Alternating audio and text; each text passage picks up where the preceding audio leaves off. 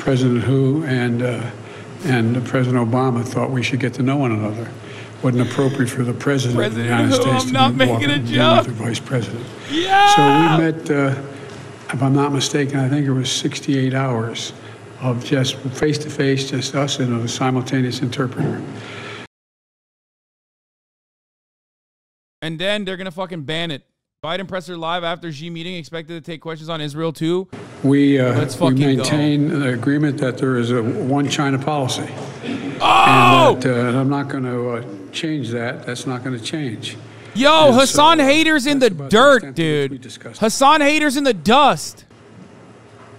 Next question, sorry. Wait, you mean to tell me that we're not changing our one China policy that has been the case since Nixon? That's crazy. It appears, among other issues, that your agreement with President Xi over fentanyl will require a lot of trust and verification to ensure success, curbing those drug flows. I'm wondering, after today and considering all that you've been through in the past year, would you say, Mr. President, that you trust President Xi? And secondly, if I could, on Taiwan, you and your administration officials have warned President Xi and China about interference in the upcoming elections. I'm wondering, what would the consequences be if they do, in fact, interfere in those elections? Well, I had that discussion with him, too, made it clear I didn't expect any interference, any at all.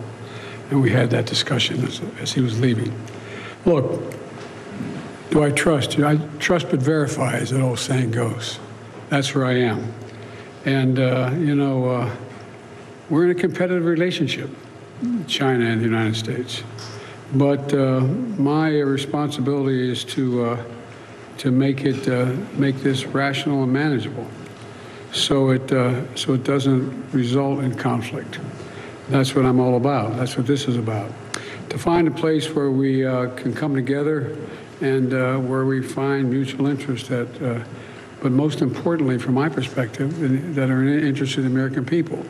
That's what this is about. And that's exactly what we'll do. We're in a situation where we agreed that fentanyl and its precursors will be curbed substantially, and the pill presses. That's a big movement. They're doing that, and by the way, I guess I shouldn't identify where it occurred, but John, I know 2 people near where I live. Their kids literally, as I said, strange, they woke up dead. Someone had inserted in, whether the young man did or not, inserted in a drug he was taking, fentanyl. Damn, dude, Biden. Dude, I think Xi gave Biden some of that good fent. With knowing anyone, but this is the largest killer. People in that age category. Bro, he's like, listen, Jack, I'm off the sauce right now, brother. Brody, it's 8:30 my time right now. This is bed by time. Is that since I spent more time with President Xi than any world leader has, just because we were vice presidents. With President Hu, I'm not making a joke. President Hu and President Obama thought we should get to know one another. Wasn't appropriate for the President of the United States to be walking with the Vice President. Yeah! So we met, if I'm not mistaken, I think it was 68 hours of just face-to-face, just us and a simultaneous interpreter. So I think I know the man. I know his modus operandi. He's been, we have disagreements. He has a different view than I have on a lot of things, but he's been straight. I don't mean that it's good, bad, or indifferent. It's just been straight. And we, as I said, the thing that I find most assuring is he raised, and I fully agree, that either one of us have any concern, Mr. Ambassador, any concern about anything between our nations or happening in our region, we should pick up the phone and call one another, and we'll take the call. That's an important progress. I'm embarrassed. I think it's CBS, but I can't remember who is CBS. I'm sorry. What? Mr. President, that day. Sorry. I apologize. You continue to stress the need to ensure competition with China does not. Oh my God, bro! Fix the microphones, dog. What the hell's happening here? Conflict or competition. In the past 2 years, there have been 180 incidents of Chinese aggression against U.S. aircraft in the Pacific, and of course ramped up military activity in the South China Sea. I think she's saying there's then what does? And you issue a warning against that. Well, first of all, none of it did end up in a conflict, number one. Number two, you may recall I did a few little things like get the Quad together, allow Australia to have access to new submarines, moving in the direction of working with the Philippines. So our actions speak louder than our words. He fully understands. Question about the idea of trade on the Al-Shifa hospital, as it tries to contain and take out the Hamas that is there. This week, you also said that we must protect hospitals. So when you weigh the target against the number of civilians by the hospital, is the operation underway justified? Well, look, we did discuss this, by the way,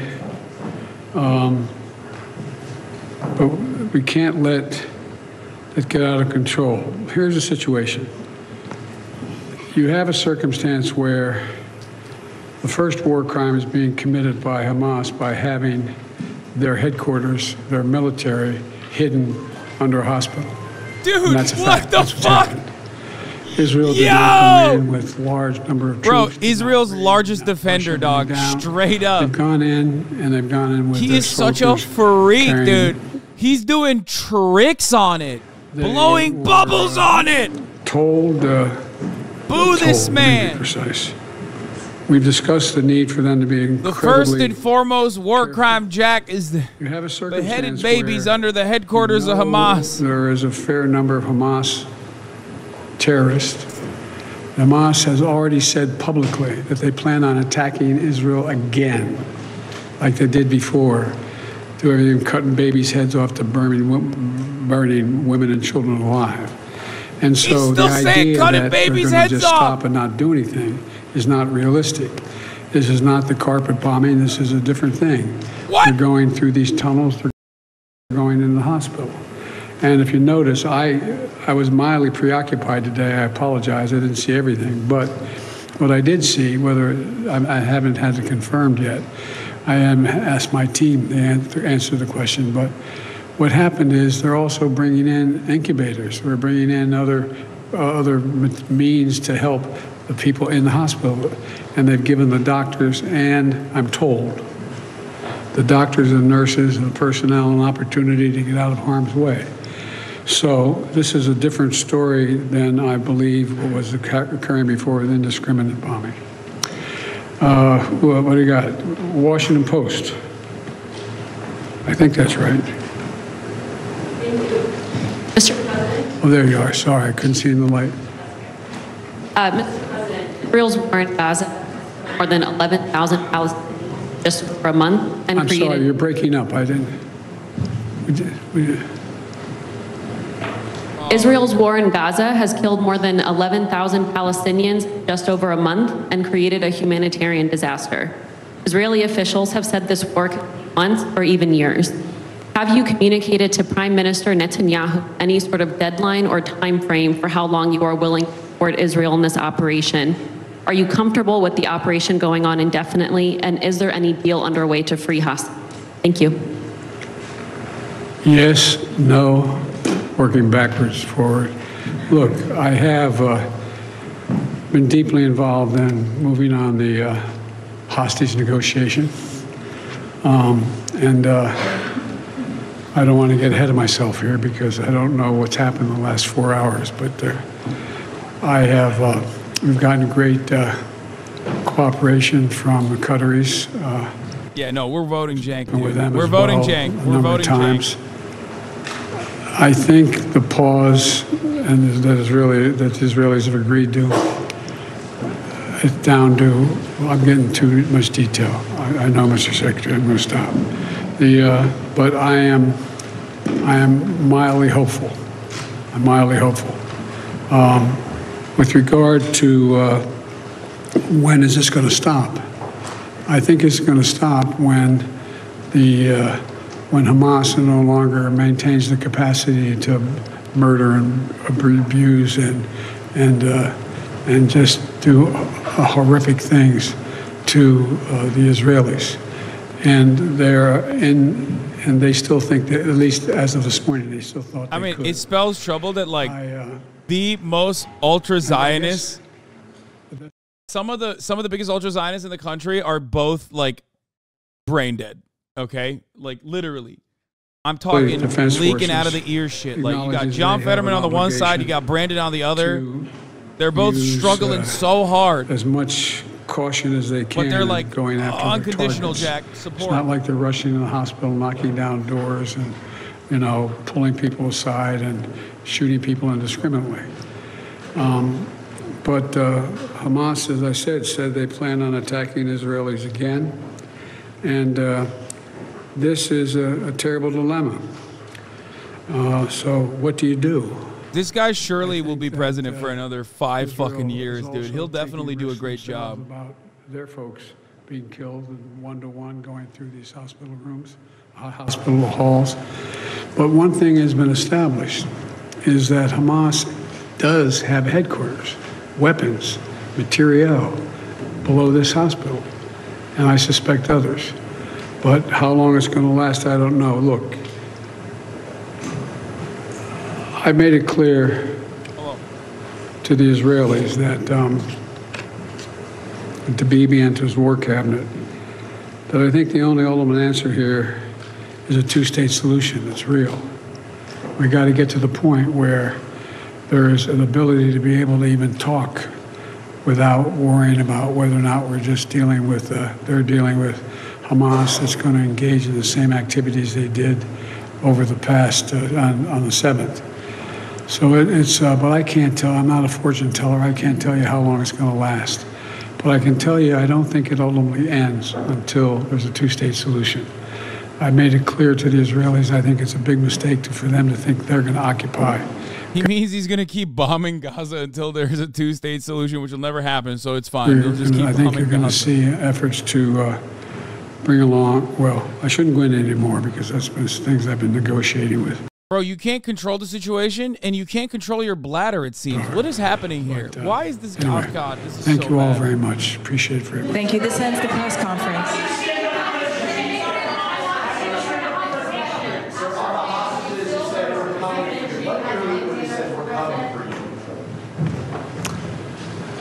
When Hamas said they plan on doing the same thing again, what they did on the 7th.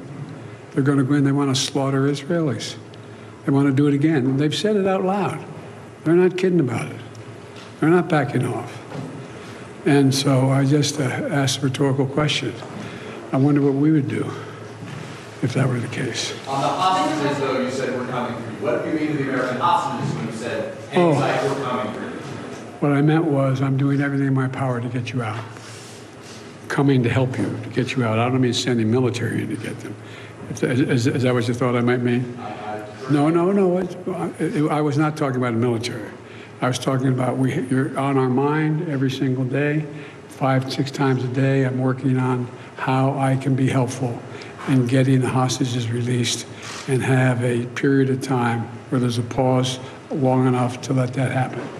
And there are somewhere between 50 and 100 hostages there, we think. And sir, one's a 3-year-old American child. You're darn right it is. That's why I'm not going to stop till we get her.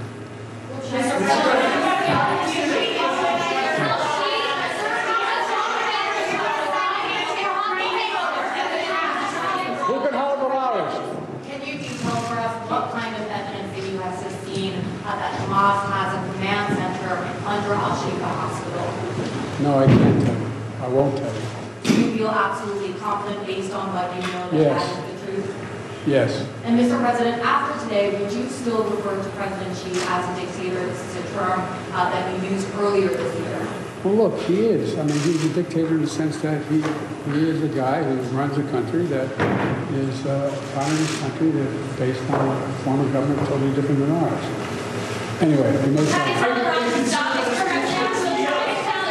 Stop attacking U.S. forces. All Valerie, you just heard the president addressing the nation after his summit with Chinese President Xi Jinping. President Biden made significant announcements on reestablishing military-to-military communications with Beijing, of drugs to the United States, and on artificial intelligence. Here's part of what the president had to say.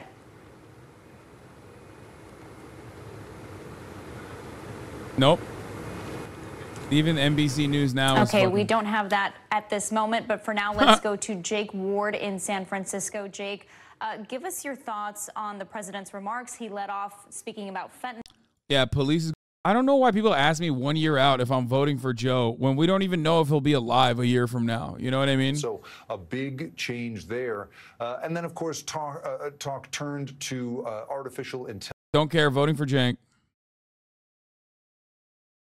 His agreement in this particular conversation, but we do know in our briefing from administration officials that there was a great deal of conversation, a balancing act trying to be struck in this conversation across that great table between both the desire on the part of the United States to continue to be a leader in the advancement and the creation of new artificial intelligence technologies and their incredible commercial applications, and a desire to agree with one of the great military superpower rivals we have on planet Earth not to use that kind of artificial intelligence in order to drive and guide things like weaponized drones or civilization-ending nuclear weapons. And so the fact that those two things were the top of mind to him as he came out the door suggests to me that those were probably the ones that he had the most concrete agreements on at this hour here, Valerie. Okay, and NBC News Chief White House correspondent Peter Alexander joins me now. Peter, the president answered several questions about the Israel-Hamas war and hostages. There were several questions about that towards the end. What were your takeaways from the president's remarks? Valerie, I think you're exactly right. I think that was one of the key takeaways from the president's conversation here with reporters, specifically as it relates to the situation taking place on the ground in Gaza. Even as we speak right now, the president was specifically pressed for his views, his reaction to Israel's, as it has described it, targeted raid on Al-Shifa hospital inside Gaza. The Israelis today providing what they called evidence that there were military operations taking place inside Al-Shifa hospital. NBC News has not been able to independently verify that, but we did see AK-47s, grenades, other weapons inside an MRI unit at the hospital there. And the president, coming into today's news conference, coming into this day, had said that the hospitals must be protected. But when pressed on this specific issue, he was not particularly critical of Israel, saying that they didn't go in there guns blazing, so to speak, that they did have their weapons, but that there was not a firefight, as the White House has been saying. There must not be in that area. And the president said very clearly that the U.S. Chatters, remember, the dick riding will continue, okay? The dick riding will continue. Everyone will still lap up unconditionally Israeli propaganda over and over again. As Israeli propaganda will get disproven over and over again, Brandon will still say it regardless, and everyone will forget about it. Now, it is your job to not forget about it. It is your job to remind people about that over and over again, okay? Throughout this past month and a half, you have seen time and time again official state mouthpieces lie about the active ethnic cleansing and ethnic displacement campaign that they are engaging in with our weapons. You've seen our government lie on behalf of the Israeli government time and time again, and they get disproven 1,000 times. All they need is to be proven one time. If by some magical situation tomorrow it comes out that there's like something that they can even point to say that's a hospital tunnel, okay? Not like the tunnel system that they already have, which they will most likely use to say that that is actually the Hamas tunnels or whatever. But tomorrow, they will fucking turn around and go, see, told you, we were right all along. We need to kill 10,000 more children, okay? Like you. No, it's just, it doesn't matter. Throughout my endless coverage afforded to not only this, but to every other conflict that I've covered, time and time again, I have been correct. I stand corrected over and over again, except we completely forget, whether it be the Bolivian coup, whether it be the Nord Stream pipeline bombing, whether it be a bunch of other different kinds of propaganda that began in the beginning of the Russian invasion of Ukraine. None of it fucking mattered. None of it fucking mattered. Throughout the past month and a half, you have seen like 1,000 instances. I don't know the exact number, but so many instances. Okay? So many instances where the Israeli government has lied. I stand corrected would mean you were wrong, just FYI. Sorry. I am correct. Is an ESL. I know it's an ESL thing, but I stand corrected means not correct. My bad. I am correct. I stand correct. I've been vindicated. History has absolved me time and time again. But it doesn't fucking matter. Because, hey, guess what, dude? There's like 2 times that I can point to completely and utterly devoid of context to say, hey, you were very sure. And I'm still sure, bitch. I still am. With the Chinese in a visit that was so highly choreographed, an effort to reduce tensions between the two countries. Every detail here was prepared in advance from what President Xi would see out the window of his motorcade. What is this? Can you at least watch my video before you make accusations? What did you... Does every dumb motherfucker have a video now? What's happening? Literally the camera angles that would be used by television crews inside their meeting today. Those final words from the president, the last ones before he departed, may not sit well with the Chinese leadership.